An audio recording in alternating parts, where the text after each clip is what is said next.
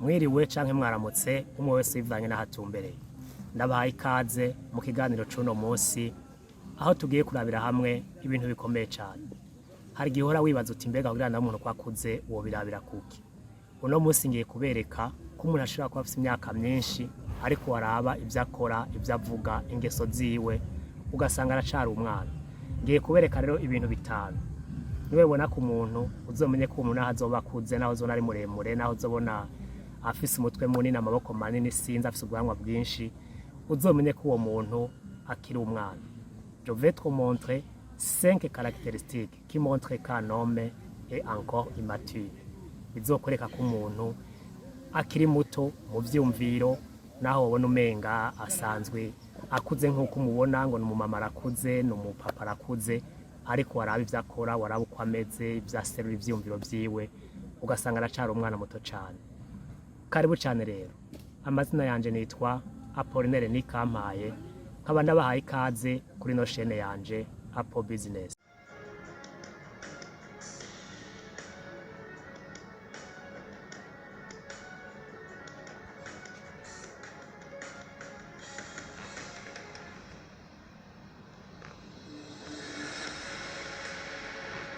Ikintu ca mbere kizokwereka yuko umuntu atarakura kandi ubona afise imyaka myinshi, manque de responsabilité.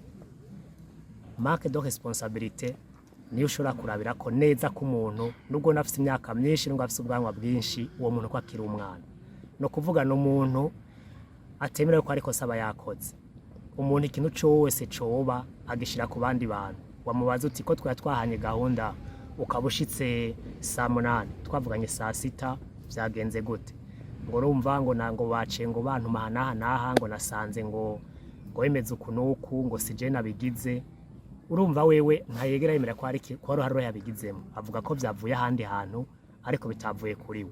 Wamubaza uti bino bintu ko bari basanzwe bashira ngaha uratashe nko muhira asanze nk'ibirato dufatiye abishize ku kabati ukamubaza uti bino birato ko abise ngaha ku kabati ngo ahubwo ngo ni naka yambwenda bishireho ngo ni umwana ngo yanasanze ngo yabishizeho.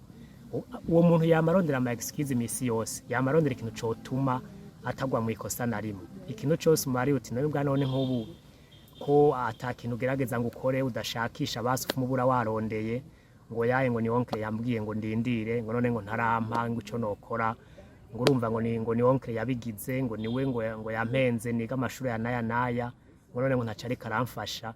Uyo muntu we yamayerekana yuko kubwiwe n'umweranda nta kosa yigeragwamwo misi yose yamakwereka yuko uko abayeho ivyo arimwo byose nta ruhara bifisemwo bigirwa n'abandi bantu bigirwa n'inshuti ziwe bigirwa nabo babana bigirwa n'ababanyi ariko we misi yose n'umwere nta kosa yigera akora. Ico kintu umuntu atemera ko akora ikosa na rimwe bizokwereka neza ngo bafite imyaka myinshi uwo muntu azoba akiri umwana. Burya umuntu akuze un homme immature, une personne immature aravuga ati jewe n'ukuri ibintu biva kuri jewe no ushobora kubikosora bikagenda neza. Ariko urategera yemera ko akora ikosa n'umunsi n'umwe ibintu byose imeze nawe akabicira ku bandi bantu ko ari babituma biba azoba akiri umwana nazo afite imyaka myinshi. Ikindi ca kabiri kizokwereka neza yuko umuntu akiri umwana nubwo yaba afite imyaka myinshi, egoisme.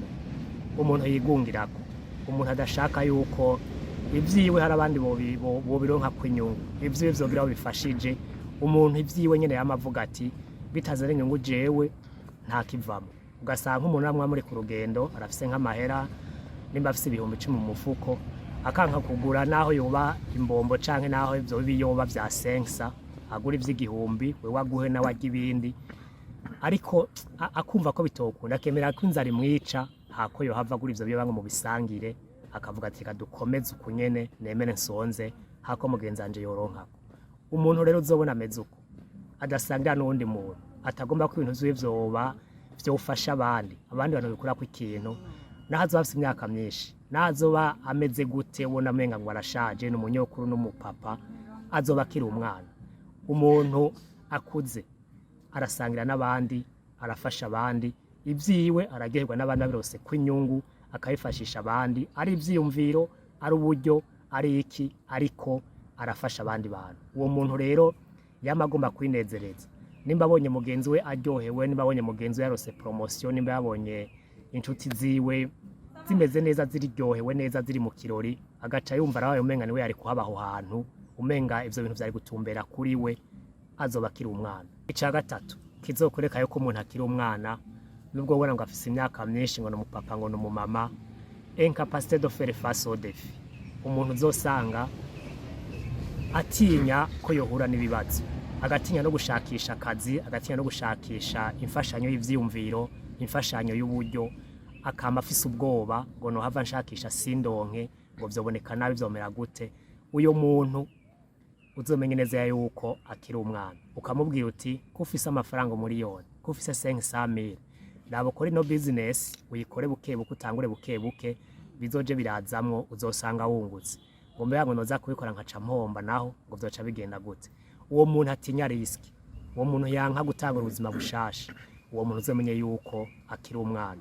Ukamubwira uti raba uve ngaha ugende urondeze hariya bariko aratanga akazi, urabe kajya ko gakora, ugaca wumva ngo wapi ngo kajya sino gakora ngo kajya ngo vyoboneka nabi, ngo abosanga ndagakora boca bantwenga. Uyo muntu aracari umwana, ntabwo arakura, nubwo afise imyaka myinshi aracari umwana.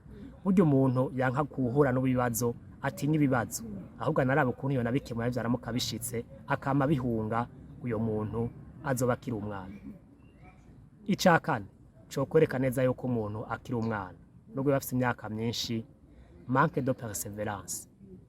Umuntu atagira kwihangana, umuntu yariko arakora ikintu abone irya mbere biranse agaca ahita heba, agaca bivamwo ngo bino bintu sidiri yanje kubwabone nta kirimwo, ngo narinzi yuko bigenda neza none ndahevye. Ukamubwira uti kugira kino kintu kironke inguve ngaha ugende hari uce hariya na hariya, nimba ari ahantu agenda n'amaguru yagera mu nzira ngo numva ndushe ngo ahubwo ndasubiye inyuma, ibintu nk'ivyo.